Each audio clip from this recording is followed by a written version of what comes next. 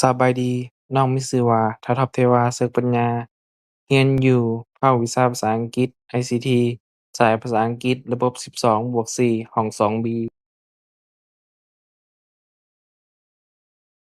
วิชาศึกษาศาสตร์ สอนโดยอาจารย์บุญเหรียญ เทพพรไสย บทที่ 3 ประวัติและความหมายของการศึกษาพิเศษ 3.1 ประวัติการศึกษาพิเศษอยู่สปปลาว ก่อนปี 1944 บทบัญญัติการศึกษาแม่นได้รับการจัดตั้งขึ้นอิงตามประเภทของความพิการ และส่วนใหญ่เป็นมาตรการสวัสดิการ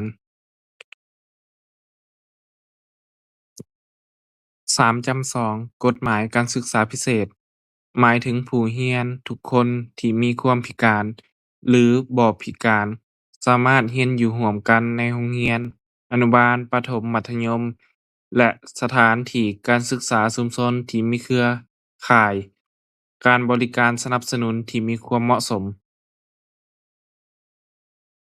3.3 แผนนโยบายแห่งชาติและกฎหมายเกี่ยวกับ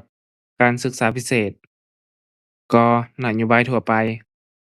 คนพิการสามารถเข้าฝึกอบรมและพัฒนาฝีมือแรงงาน ขรัฐมีนโยบายพิเศษ สวัสดิการสำหรับคนพิ 3.4 ประเภทความเป็นพิการ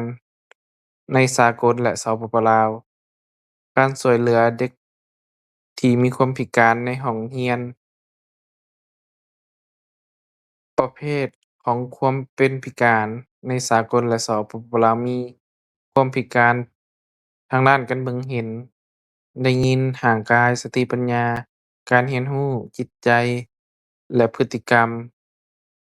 ออทิสติก การช่วยเหลือเด็กที่มีความต้องการพิเศษในห้องเรียน มีจัดการเรียนรู้ให้เหมาะสมกับเด็ก มีการสื่อสารการสอนและอุปกรณ์พิเศษ ให้โอกาสเด็กได้เข้าเรียนอย่างเท่าเทียม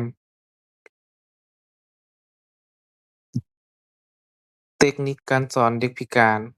ครูต้องสร้างแรงจูงใจก่อน หลังจากนั้นครูใช้เทคนิคการสอนอื่น ๆ ที่เห็นว่าเหมาะสมเข้าในการสอน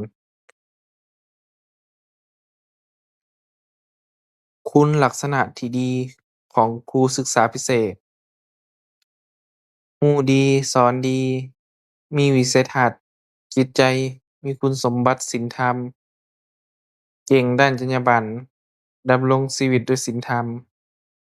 การสอนเข้าใจผู้เรียน เรื่องการประเมิน การพัฒนา การวางแผนการสอน การจัดกิจกรรม การเรียนการสอน การผลิตสื่อการสอน และอื่น ๆ ขอขอบใจ